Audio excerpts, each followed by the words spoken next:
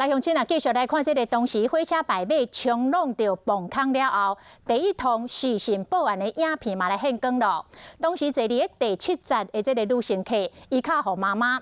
人伫新北市的妈妈随卡119，互新北市消防局，消防人员马上联络这个女乘客，但是因为网络流量的限制，就要请另外一个男乘客来加入到新北市消防局。 官方那言笑号，透过手机啊，把这个车顶的画面提供给消防人员来掌握到状况。对，继续走，来继续。这车子里面有人吗？有人，有19个左右。来，请其他车厢的人把手机打开，我需要光线，不然我看不到。 消防人员引导这个男乘客把车顶的状况来翕相录影，嘛请其他的乘客把手机的这个手电啊，甲切互光，结果是看到残破的车厢，甲真侪受伤的乘客。